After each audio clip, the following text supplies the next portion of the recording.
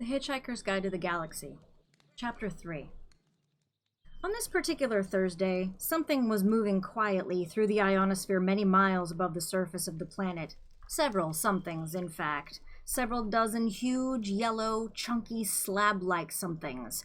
Huge as office blocks, silent as birds. They soared with ease, basking in electromagnetic rays from the star Sol, biding their time, grouping, preparing.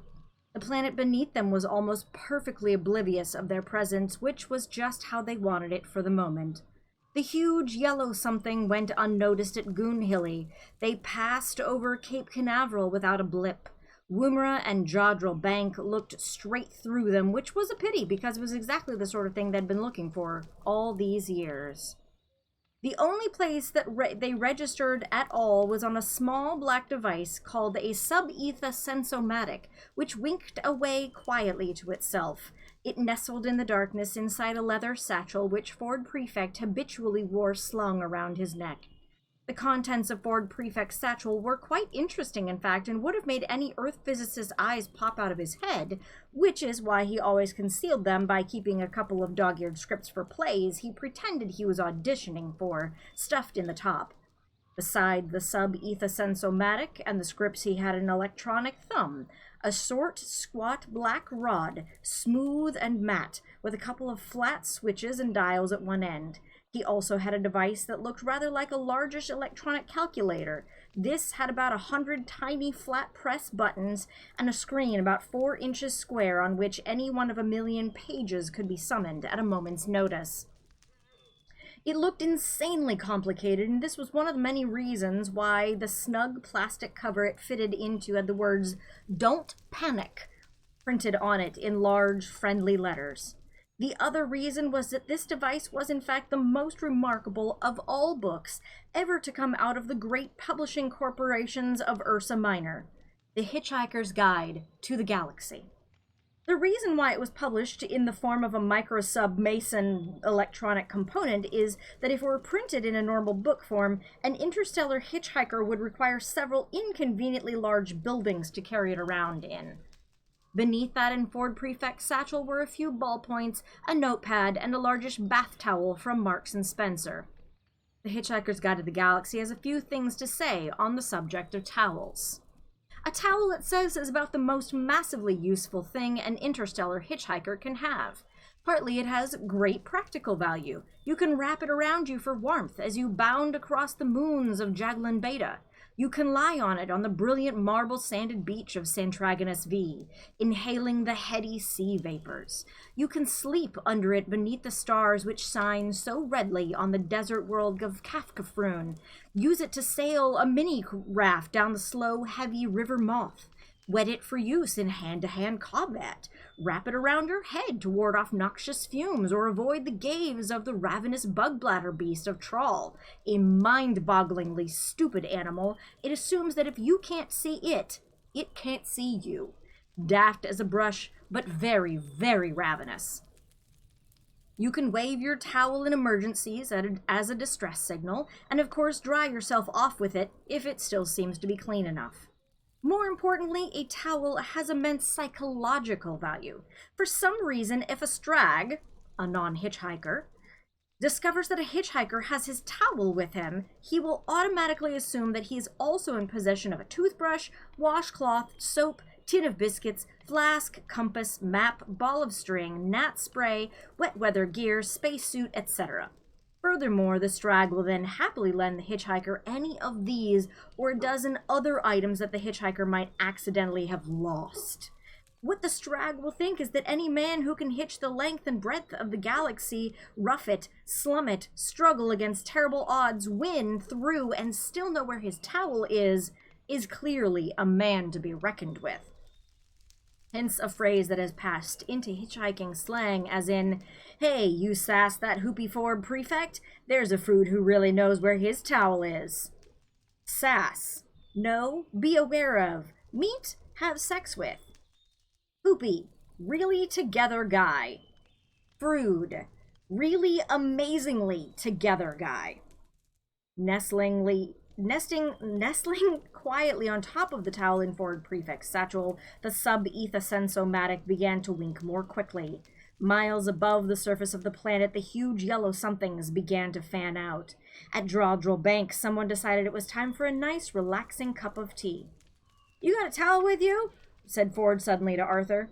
Arthur, struggling through his third pint, looked around at him. "Why, what? No, should I have?" He'd given up on being surprised. There didn't seem to be any point any longer. Ford clicked his tongue in irritation. "Drink up," he urged. At that moment, the dull sound of a rumbling crash from outside filtered through the low murmur of the pub, through the sound of the jukebox, through the sound of the man next to Ford hiccuping over the whiskey Ford had eventually bought him. Arthur choked on his beer and leapt to his feet. "What's that?" he yelped. "Don't worry," said Ford. "They haven't started yet." "Oh, thank God for that," said Arthur, and relaxed. "It was probably just your house getting knocked down," said Ford, downing his last pint. "Wait, what?" shouted Arthur. Suddenly, Ford's spell was broken. Arthur looked wildly around him and ran to the window. "My God! They're knocking my house down! What the hell am I doing in the pub, Ford?" "It hardly makes any difference at this stage," said Ford. "Let them have their fun." "Fun!" yelped Arthur. "Fun!" He quickly checked out the window again that they were talking about the same thing. "Damn their fun!" he hooted and ran out of the pub, furiously waving a near-empty beer glass. He made no friends at all in the pub that lunchtime. "Stop, you vandals! You home-wreckers!" bawled Arthur. "You half-crazed Visigoths! Stop it, will you?" Ford would have to go after him. Turning quickly to the barman, he asked for 4 packets of peanuts. "There you are, sir," said the barman, slapping the packets on the bar. 28 pence, if you'd be so kind." Ford was very kind. He gave the barman another £5 note and told him to keep the change. The barman looked at it and then looked at Ford. He suddenly shivered. He experienced a momentary sensation that he didn't understand because no one on Earth has ever experienced it before. In moments of great stress, every life form that exists gives out a tiny subliminal signal. This signal simply communicates an exact and almost pathetic sense of how far that being is from the place of his birth. On Earth, it's never possible to be farther than 16,000 miles from your birthplace, which isn't really all that far, so such signals are too minute to be noticed. Ford Prefect was at this moment under great stress, and he was born 600 light years away in the near vicinity of Betelgeuse. The barman reeled for a moment, hit by a shocking, incomprehensible sense of distance. He didn't know what it meant, but he looked at Ford Prefect with a new sense of respect, almost awe. "Are you serious, sir?" he said in a small whisper, which had the effect of silencing the pub. "You think the world's about to end?" "Yes," said Ford. "But this afternoon?" Ford had recovered himself. He was at his flippest. "Yes," he said gaily, "in less than 2 minutes, I would estimate." The barman couldn't believe this conversation he was having, but he couldn't believe the sensation he'd just had either. "Isn't there anything we can do about it, then?" he said. "No, nothing," said Ford, stuffing the peanuts into his pocket. Someone in the hushed bar suddenly laughed raucously at how stupid everyone had become. The man sitting next to Ford was a bit sozzled by now. His eyes weaved their way up to Ford. "I thought," he said, "that if the world was going to end, we were meant to lie down, or put a paper bag over our heads or something." "Oh, well, sure, if you like," said Ford. "That's what they told us in the army," said the man, and his eyes began the long trek back towards his whiskey. "Will that help?" asked the barman. "No," said Ford, and gave him a friendly smile. "Excuse me, I've got to go." And with a wave, he left. The pub was silent for a moment longer, and then, embarrassingly enough, The man with the raucous laugh did it again. The girl he had dragged along to the pub with him had grown to loathe him dearly over the last hour, and it would probably have been a great satisfaction to her to know that in a minute and a half or so he would suddenly evaporate into a whiff of hydrogen, ozone, and carbon monoxide. However, when the moment came, she would be too busy evaporating herself to notice it. The barman cleared his throat. He heard him say, "Well, last orders, please." The huge yellow machines began to sink downward and move faster. Ford knew they were there. This wasn't the way he had wanted it. Running up the lane, Arthur had nearly reached his house. He didn't notice how cold it had suddenly become. He didn't notice the wind. He didn't notice the sudden irrational squall of rain. He didn't notice anything but the caterpillar bulldozers crawling over the rubble that had been his home. "You barbarians!" he yelled. "I'll sue the council for every penny it's got. I'll have you hung, drawn, and quartered, and whipped, and boiled until you've had enough." Ford was running after him very fast. Very, very fast.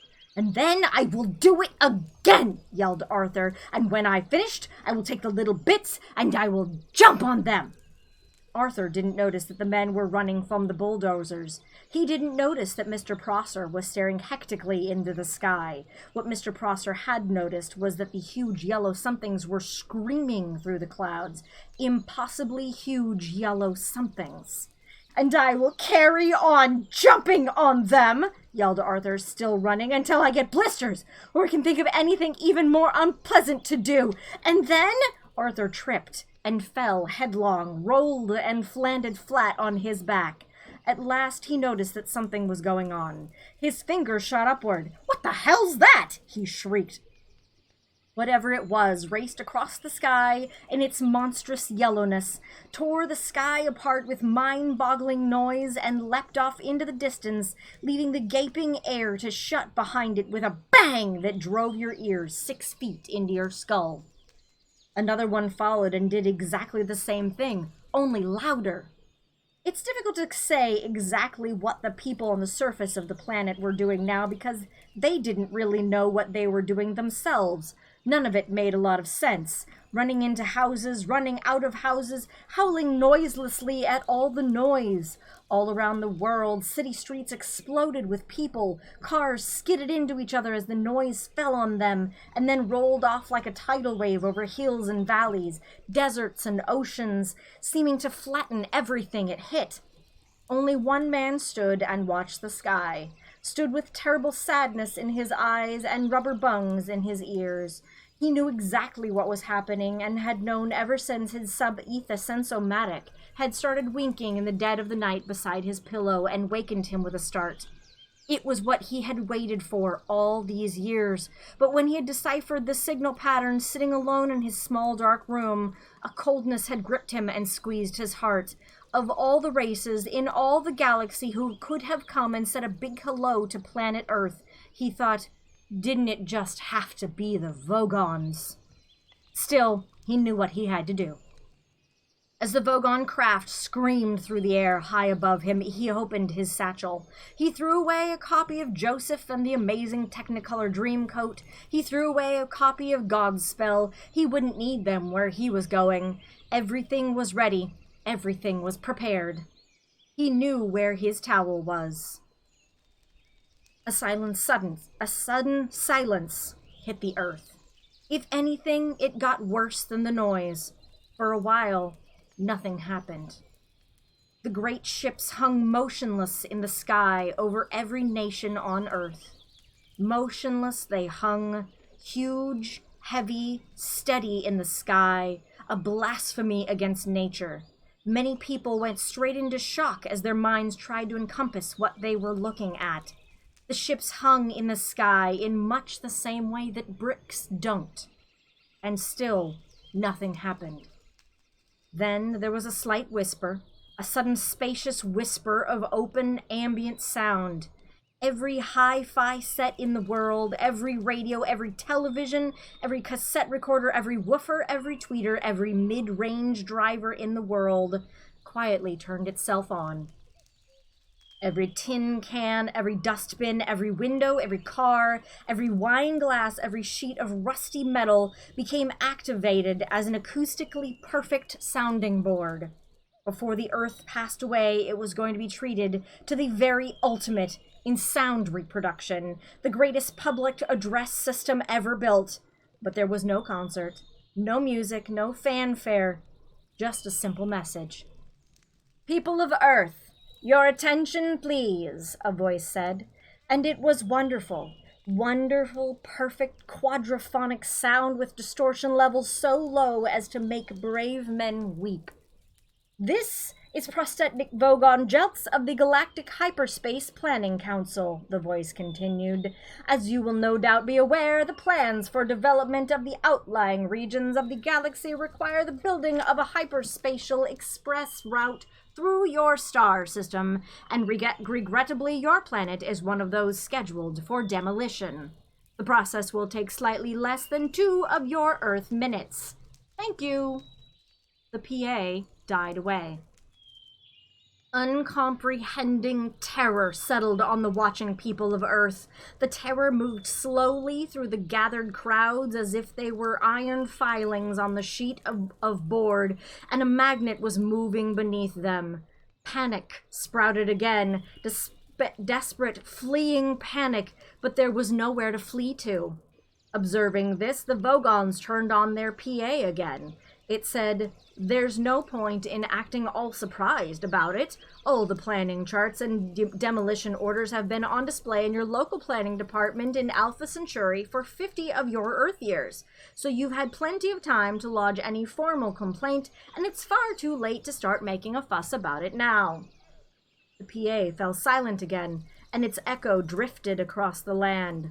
The huge ships turned slowly in the sky with easy power.